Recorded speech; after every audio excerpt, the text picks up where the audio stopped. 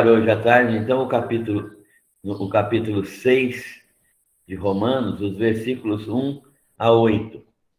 Estamos iniciando agora o estudo de Romanos, que é feito aos sábados à tarde, para que todos possam participar. Então, nós vamos dar início à leitura. Romanos 6, de 1 a 8. Que diremos, pois? Permaneceremos no pecado para que seja a graça mais abundante? De modo nenhum. Como viveremos ainda no pecado, nós os que para ele morremos? Ou porventura, ignorais que todos nós que fomos batizados em Cristo Jesus, fomos batizados na sua morte? Fomos, pois, sepultados com ele na morte pelo batismo, para que, como Cristo foi ressuscitado dentre os mortos, pela glória do Pai, assim também andemos nós em novidade de vida. Porque se fomos unidos com ele na semelhança da sua morte, certamente o seremos também na semelhança da sua ressurreição. Sabendo isto, que foi crucificado com ele o nosso velho homem, para que o corpo do pecado seja destruído, e não sirvamos o pecado como escravos, porquanto quem morreu está justificado do pecado. Ora, se já morremos com Cristo, cremos que também com ele viveremos. Amém. Senhor, nós queremos te agradecer pela bênção de podermos estudar livremente a tua palavra. Reconhecemos essa graça que o Senhor nos oferece livremente e nós te louvamos pelos irmãos que têm desejado estudar a tua palavra conosco. Nós te agradecemos pelas suas vidas. Pedimos ao Senhor que abençoe a todos, as famílias que eles representam, e que a graça do Senhor abundantemente possa encher a vida dos teus servos. Obrigado pela oportunidade de estudarmos esta lição de hoje e pedimos ao Senhor que nos dê sabedoria, discernimento, entendimento espiritual para compreendermos as verdades da tua palavra. Nós oramos agradecendo por tudo em nome de Jesus. Amém. Muito bem. Esta carta aos Romanos que nós temos estudado tem sido muito abençoadora para nós, pelo menos para mim.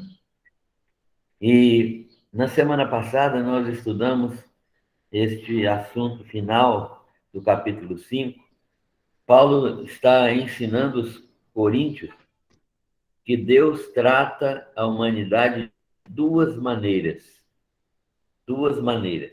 Em Adão e em Cristo. Só há dois tipos de homens, de seres humanos, para ser mais politicamente correto. Os que estão em Adão, todos os seres humanos, e os que estão em Cristo, todos os eleitos, aqueles que creem em Jesus Cristo como Senhor e Salvador. Não há nenhum outro tipo de classificação para os seres humanos. Ou eles estão em Adão e estão mortos espiritualmente, ou eles estão em Cristo e estão vivos espiritualmente. Paulo descreve a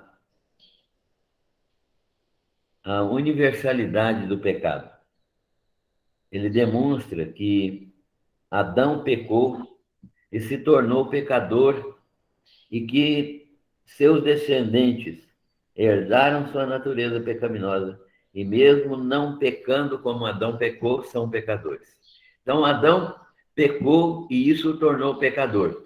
Nós, que somos descendência de Adão, herdamos a natureza pecaminosa e já somos pecadores por natureza. Isso é o que a palavra de Deus nos ensina. De modo que todos os descendentes de Adão são pecadores, mesmo quando numa situação em que ainda não cometeram pecado. Uma criança recém-nascida, ela já é pecadora na sua essência, mas ela ainda não cometeu pecado. Certamente ela cometerá pecado, a menos que ela morra antes de, de ter consciência de alguma coisa. Mas mesmo sem consciência do pecado, as crianças ainda assim pecam. Pecam sem consciência, mas pecam. E por causa da natureza pecaminosa. Quem é, quem é filho de Adão vai produzir as obras de Adão. Quem é filho de Jesus Cristo quem é filho de Deus por meio de Jesus Cristo, para ser mais exato, vai produzir as obras de Cristo. Assim como por um só homem o pecado entrou no mundo, por esta causa o pecado passou a todos os homens, isto é uma verdade que é absoluta. E a prova desse fato, de que todos pecaram e todos estão destituídos da glória de Deus, é que todos, desde Adão até agora, todos mesmo, pecaram. Paulo está então afirmando que o pecado é universal porque todos descendemos de Adão. E todos os descendentes de Adão herdam a sua natureza. E a natureza de Adão é uma natureza pecaminosa. A natureza que nós herdamos de Adão é pecaminosa. Adão foi criado sem pecado com uma natureza santa, mas quando ele pecou, a sua natureza se tornou corrompida. E todos os seus descendentes passaram a ter a mesma natureza corrompida. Portanto, todos vieram a pecar por causa da sua natureza corrompida. Adão pecou por deliberação, ele decidiu isso. Nós pecamos por causa da nossa natureza, mas o pecado também é nossa responsabilidade. Cada um de nós tem a natureza pecaminosa, mas faz a escolha pelo pecado. Todos nós escolhemos pecar. Mesmo uma criança pequena, ela já é inclinada para o pecado. Você não precisa ensinar uma criança a pecar. Ela vai pecar porque ela naturalmente peca, ela tem uma natureza pecaminosa e ela vai fazer as coisas erradas, sabendo que estão erradas, né, na idade mais avançada um pouquinho, e sabendo que estão erradas, mas ela faz a si mesma. Assim também os jovens, os adultos, os adolescentes, todos nós temos a mesma inclinação para o pecado. Isso é uma verdade absoluta. E a prova desse fato é que todos, desde Adão até agora, todos pecaram. Mas Deus nos justificou, segundo Paulo nos ensina no capítulo 5, que nós estudamos na semana passada. Deus nos justificou gratuitamente em Cristo. Essa é uma manifestação da graça soberana de Deus. Ele nos justificou, isto é, nos tornou justos diante dele, deu-nos a justiça de Cristo, ele nos justificou gratuitamente em Cristo. Ou seja, Deus condenou Jesus Cristo à morte para que a sua justiça perfeita, realizada na cruz do Calvário, e realizada na obediência dele completa, total, absoluta ao próprio Deus, resultasse em justificação para os pecadores. Então, baseado na justiça de Cristo, é que nós somos justificados. Deus aplica a justiça de Cristo, conforme a palavra de Deus nos ensina, imputa, aplica, atribui a nós a justiça de Cristo, para que pela justiça de um só, que é Jesus, que foi o representante e substituto de toda a raça, a graça fosse manifestada aos que creem. O método que Deus escolheu para a nossa salvação, e é o único método possível, não há outro meio de salvação, foi conceder-nos a justiça de Cristo em nosso favor. A justiça que Cristo conquistou, andando em obediência e submissão, em absoluto estado de pureza e santidade, e morrendo na cruz do Calvário, para que fosse aplicada a nós a sua justiça. Isso significa o quê? Que a pena de morte a qual estávamos sujeitos todos nós, pecadores, foi paga, foi plenamente descarregada. Essa ira de Deus foi descarregada sobre Jesus. Então, Jesus levou sobre si toda a ira de Deus justa contra os pecadores que deixaram de praticar a sua lei, os pecadores injustos. E essa é uma manifestação da graça de Deus aos que creem, aos que andam em submissão. Então, nós estamos diante daquilo que Paulo explicou aos romanos, nós vimos na semana passada.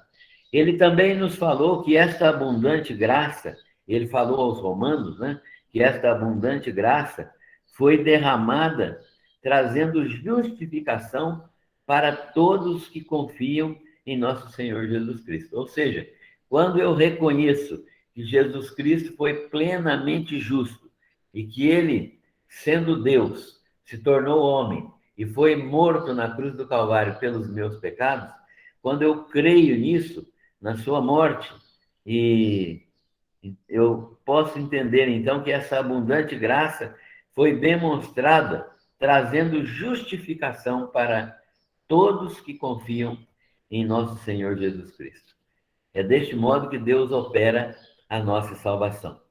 Então, nós temos uma coisa importante. Uma só ofensa trouxe juízo sobre todos os seres humanos. Qual é esta situação? A ofensa de Adão, ou seja, o pecado de Adão, trouxe juízo de Deus sobre Adão e toda a sua descendência. Então, uma só ofensa trouxe juízo sobre todos os homens. Agora, Deus opera da seguinte maneira: a graça divina, por um único ato de justiça, de um só, de Cristo, foi aplicada a todos os pecadores para a justificação que dá a vida. Se o pecado de Adão produziu a morte, né, porque todos pecaram, e o pecado de uma só ofensa, trouxe juízo sobre todos os homens, agora Deus opera de uma maneira maravilhosa e com uma graça superabundante. Essa graça divina, por um único ato de justiça, ou de justiça de Cristo, obedecendo até a morte de cruz, foi aplicada, essa justiça de Cristo, foi aplicada a todos os pecadores e para a justificação que dá a vida. Então, o que dá a vida eterna a nós é a justificação, é Cristo morrendo em nosso lugar, pagando a nossa conta diante de Deus e recebendo sobre si a ira que deveria cair sobre cada um de nós. É deste modo que Deus opera a justificação.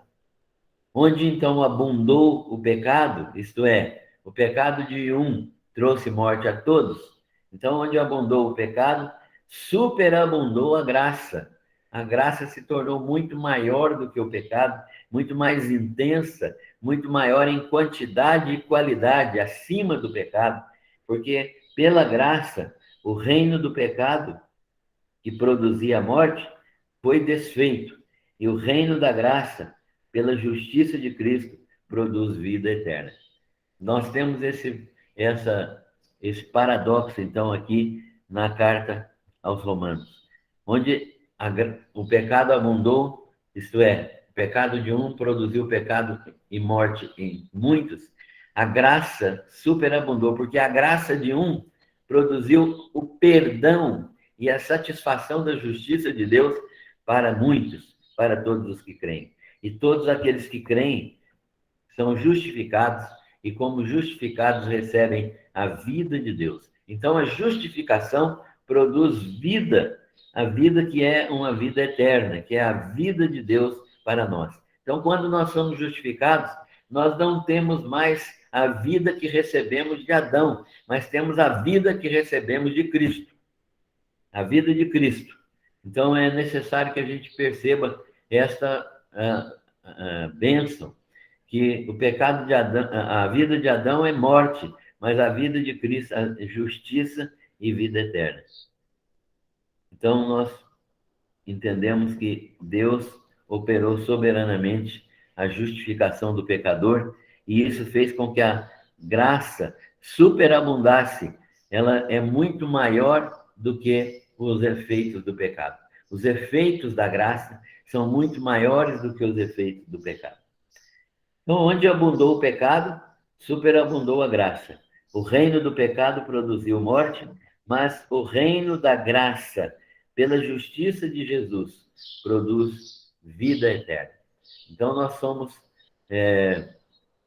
levados pela graça a crer nas ações de Jesus em nosso favor, na purificação dos nossos pecados, no perdão da nossa dívida, na nossa justificação, no livramento da ira divina e na vida eterna e glorificada.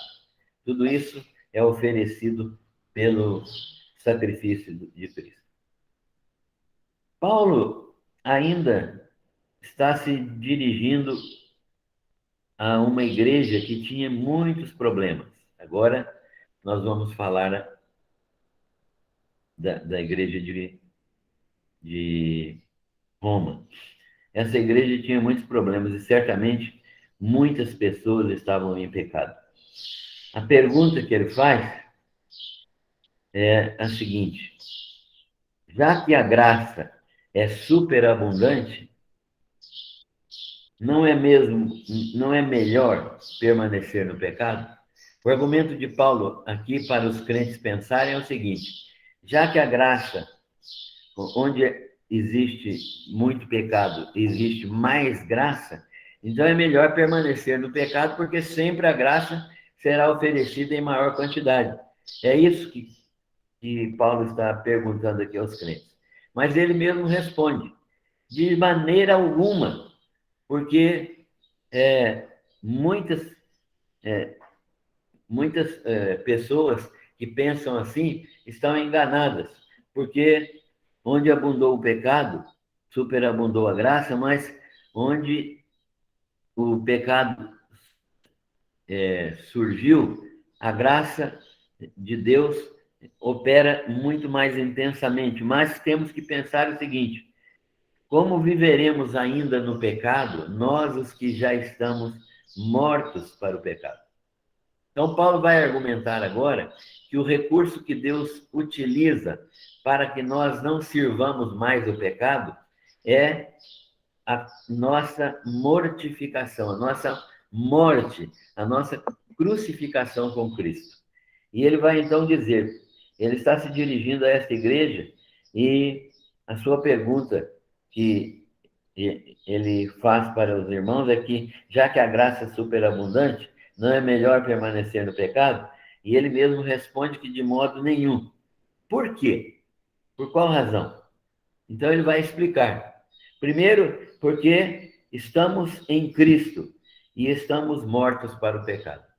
A resposta de Paulo é que todos aqueles que foram identificados com Cristo foram mergulhados com Ele, imergidos com Ele na sua vida, e estão mortos, separados e sepultados por esse batismo para o pecado. Então, quando nós cremos em Jesus Cristo como Senhor e Salvador, nós somos mergulhados em Cristo, nós somos imersos em Cristo, nós estamos em Cristo, nós, pela misericórdia de Deus, estamos unidos inseparavelmente a Cristo. Então, essa unidade, essa união é que está operando a nossa mortificação. Então, se estamos vivos, unidos em Cristo, estamos separados do pecado, afastados do pecado, sepultados com Cristo pelo batismo, isto é, pela imersão. Aqui não está falando de batismo cerimonial, o batismo que todos nós passamos por ele para entrar para a igreja, né, para sermos membros da igreja. Não é esse tipo de batismo cerimonial que ele está falando de sermos batizados em Cristo, ou seja, sermos mergulhados, imersos em Cristo. Assim como uma pessoa mergulha numa água, numa piscina, nós também mergulhamos em Cristo quando fomos salvos, quando fomos, pela fé, aceitos por Jesus Cristo, crendo nele como Senhor e Salvador. Então, todos os que estão em Cristo estão sepultados nele, estão escondidos nele, numa outra linguagem de Paulo aos Colossenses. A nossa vida está escondida com Cristo em Deus, né? Então, na verdade, todos nós estamos sepultados em Cristo, unidos com ele indelevelmente, de tal maneira que não pode haver separação. De tal maneira estamos unidos, né, imergidos em Cristo, que não pode haver separação. Então, é na sua morte, na morte de Cristo, nós fomos sepultados. Então, do mesmo modo como Cristo morreu para o mundo, para o pecado, morreu cumprindo a lei, nós também estamos nele, de modo que aquilo que ele fez é também válido para nós. Se Cristo morreu para o pecado, nós também estamos mortos para o pecado. Isso é aquilo que Paulo está ensinando aos crentes de Roma.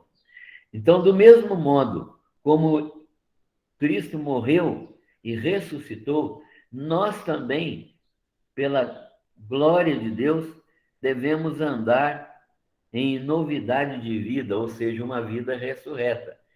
Então, Paulo está dizendo que nós estamos mortos com Cristo, mergulhados na sua morte, e estamos, do mesmo modo, ressuscitados com ele para uma nova vida. Essa nova vida é o modo como nós devemos andar agora, porque em Cristo nós estamos ressuscitados. Temos a vida ressurreta de Jesus. A vida cristã é a vida ressurreta de Cristo.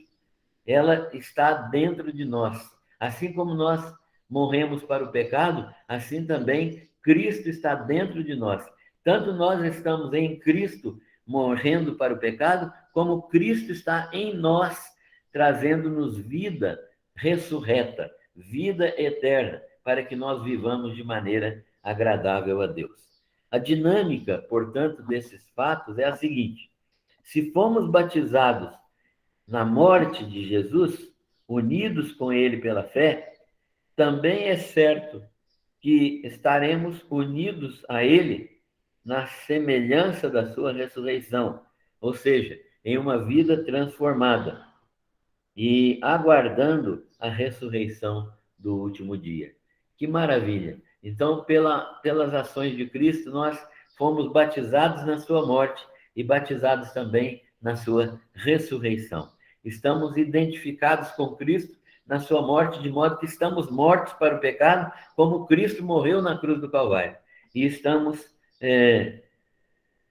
vivos para a justiça, porque Cristo reviveu, ressuscitou, e a vida que ele nos dá, a vida eterna que ele nos dá, já foi dada pela fé quando nós cremos.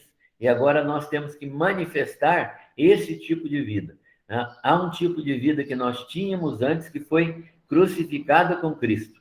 E há um tipo de vida que recebemos de Jesus, que é a vida ressurreta, que nós devemos viver para a glória de Deus. Esta é a dinâmica da salvação, a dinâmica que Paulo ensina aos romanos. Então, nós fomos batizados em sua morte, unidos com ele pela fé.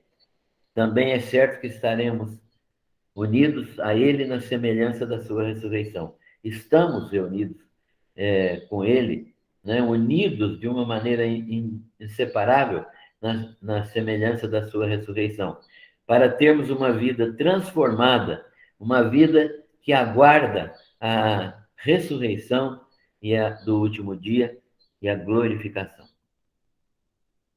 Por que estamos em Cristo?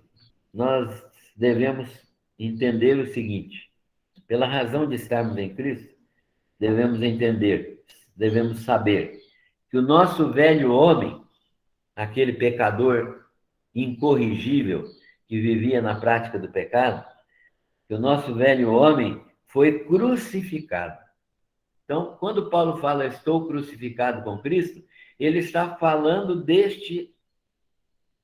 desta verdade que ele está ensinando aos romanos. Nós estamos crucificados com Cristo, todos nós. Só a salvação só é dada verdadeiramente àqueles que estão crucificados com Cristo. Que o nosso velho homem foi crucificado com Cristo para quê?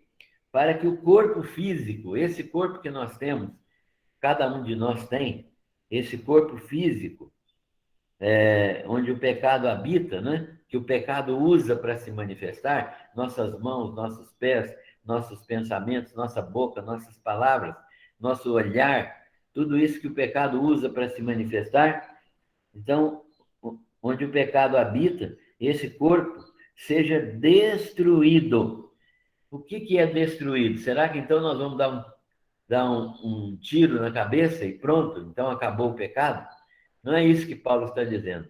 Não é esse tipo de destruição. Ele está falando da mortificação diária, da negação diária da carne, da sensualidade, da completa submissão, completa sujeição ao Senhor Jesus, da completa rendição da nossa vontade ao Senhor Jesus Cristo. É isso que ele está dizendo, que é a mortificação da carne. Dizendo, então, que nós também, é certo que estamos unidos na semelhança da sua ressurreição e aguardando a ressurreição do último dia, e o pecado que o nosso velho homem vivia praticando, foi crucificado para que o corpo físico, esse corpo que nós temos, onde o pecado habita, seja destruído, mortificado ou negado, ou deixado de lado, ou renunciado. Qualquer dessas expressões serve para entendermos o que é o corpo seja destruído. Paulo está ensinando, então, que nós estamos em Cristo e sabemos disso. Ou seja, agora nós temos convicção clara daquilo que acontece conosco e que não devemos mais servir o pecado. Nós servíamos o pecado e, por causa disso, estávamos mortos. Mas agora, com a vida eterna, com a vida de Jesus Cristo, não devemos mais servir o pecado como escravos. Não é o pecado que manda na nossa vida, não é o pecado que nos comanda, não é o pecado que ordena e nós obedecemos. Nossa vontade foi libertada e transformada. Então, a nossa vontade agora foi transformada pelo poder do Espírito Santo e foi libertada completamente da carne. Nós não precisamos servir a carne. Quando servimos a carne é porque não resistimos às provações, não fugimos das tentações, então nós acabamos por pecar. Mas não é isso que Deus planejou. O que Deus planejou é que o nosso velho homem é conhecedor, que não deve servir o pecado como escravo. Mas a nossa vontade foi libertada, transformada pelo poder de Deus. E que quem está morto, como nós devemos estar mortos para o pecado, está livre do pecado. É claro, né? O morto não peca.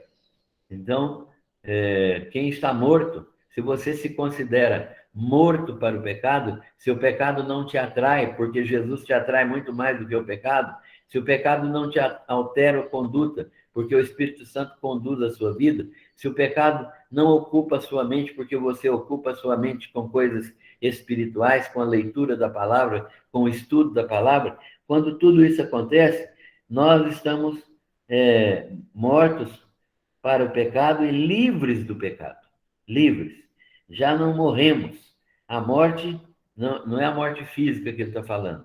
Já não morremos, ou seja, a morte não tem mais domínio sobre uma pessoa que age dessa maneira. Quem morreu está justificado do pecado. Então, quando nós estamos mortos para o pecado, mortos para a injustiça, mortos para a sensualidade, nós podemos exercer livremente o desejo, a vontade de servirmos ao Senhor Jesus em espírito e em verdade. Portanto, Paulo está dizendo: se já morremos com Cristo, cremos que com Ele vivemos e com Ele viveremos.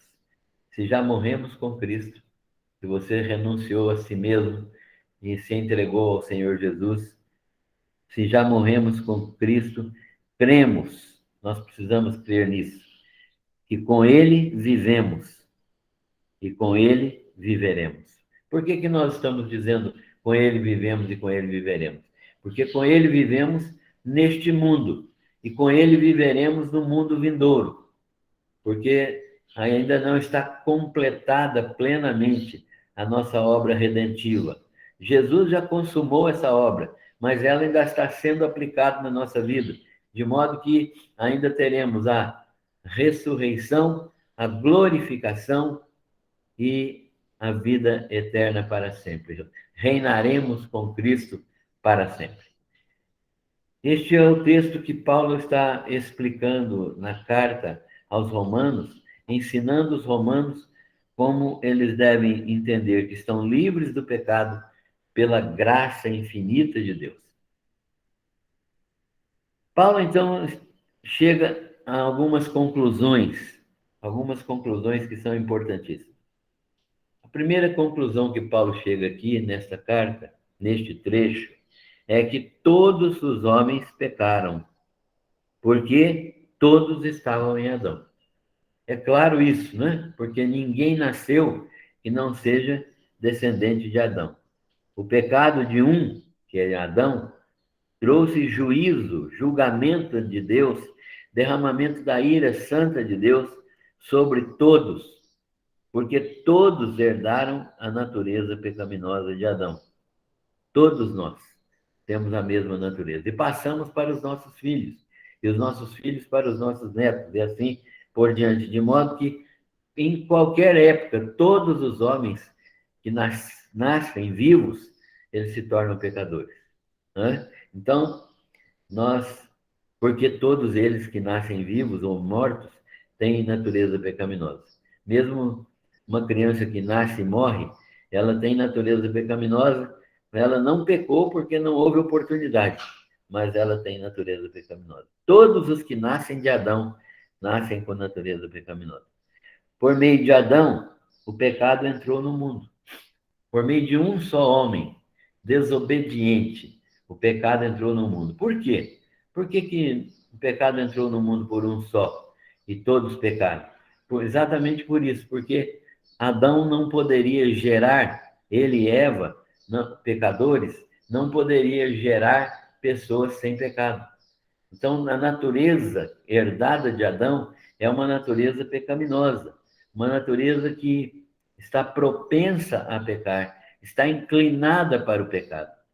E isso é o que Paulo está ensinando aqui. Ele mesmo reconheceu isso em si mesmo, mostrando que todos eram pecadores. E mesmo Paulo, se considerando antes de conhecer a Cristo, um perfeito judeu, alguém que era irrepreensível diante da lei, ele sabe que era um pecador e ele chega mesmo a dizer que ele era o principal dos pecadores.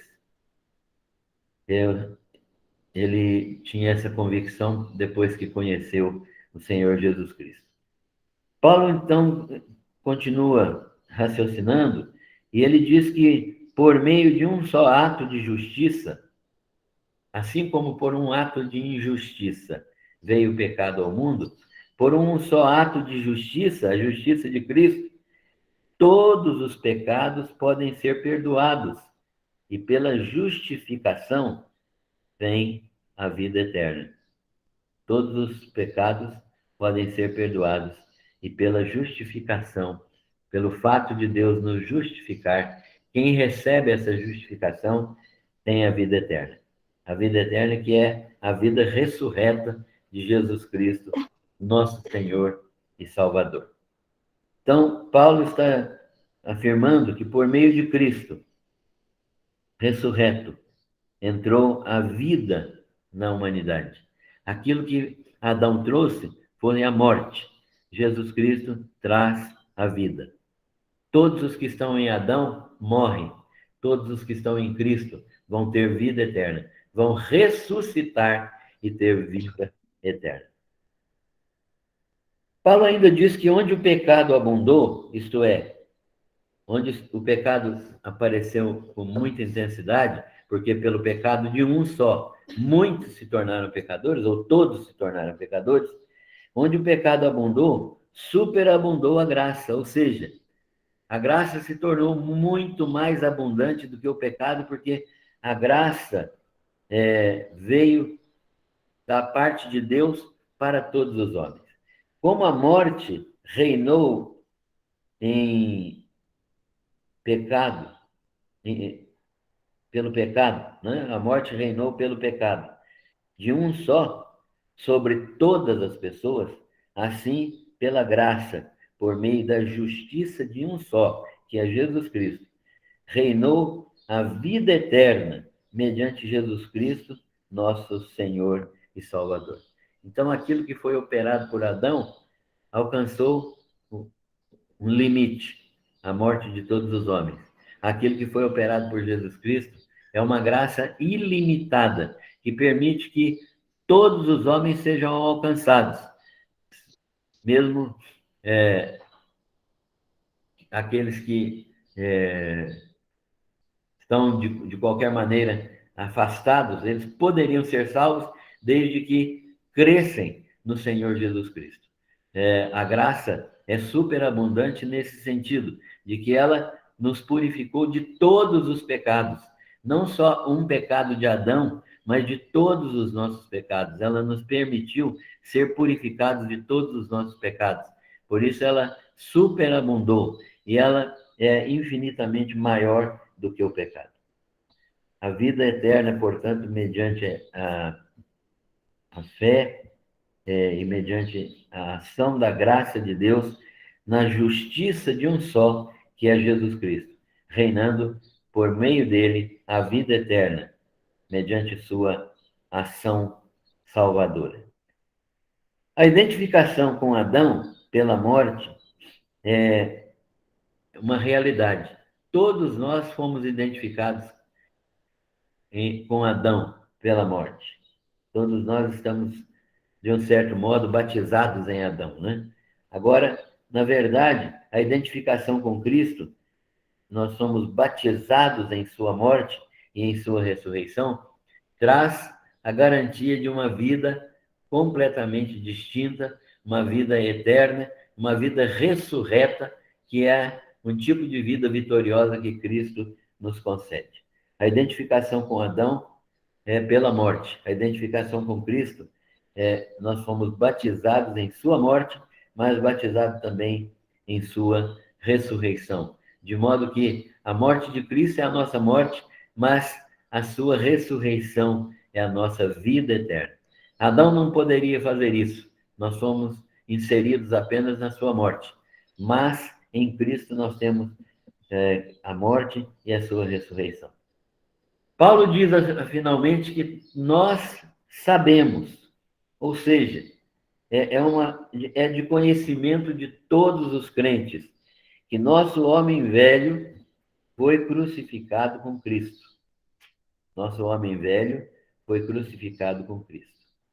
Então, aquela pessoa que era pecadora perdida, ela foi crucificada com Jesus. Quando ela creu em Jesus como Senhor e Salvador, ela creu em todos os atos pelos quais Jesus passou. E a crucificação foi um ato pelo qual Jesus passou. Então, a crença em Jesus me leva naturalmente a estar crucificado com ele. Quando eu creio que ele morreu no meu lugar, que ele morreu a minha morte, então eu estou crucificado com Cristo.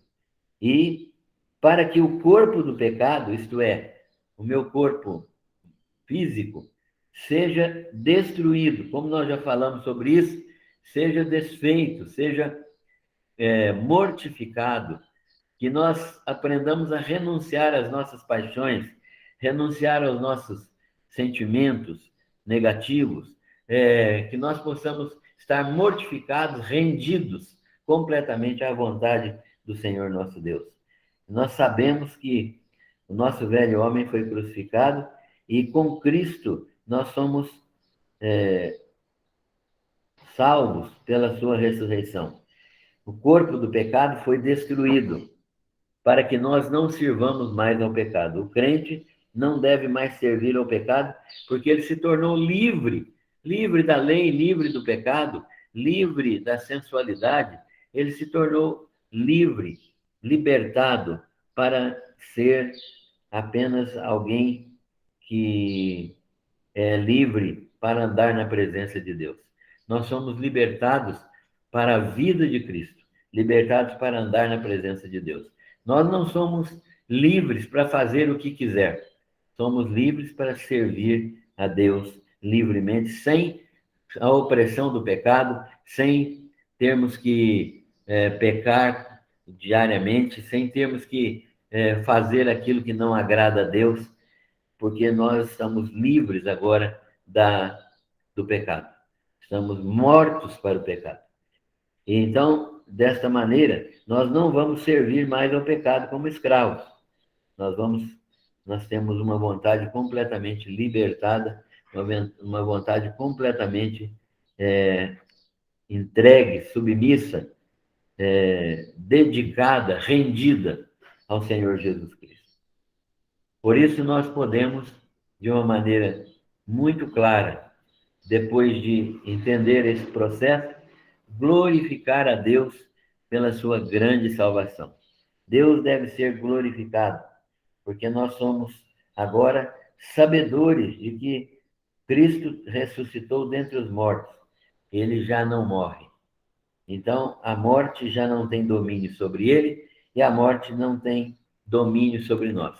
É fato que nós morreremos fisicamente, mas ressuscitaremos em glória com o Senhor Jesus Cristo. Temos chegado ao final, até o versículo 8, e nós agradecemos a participação de todos, desejamos que todos tenham se beneficiado com o estudo. Nós vamos interromper agora a gravação, mas vamos continuar conversando com os irmãos.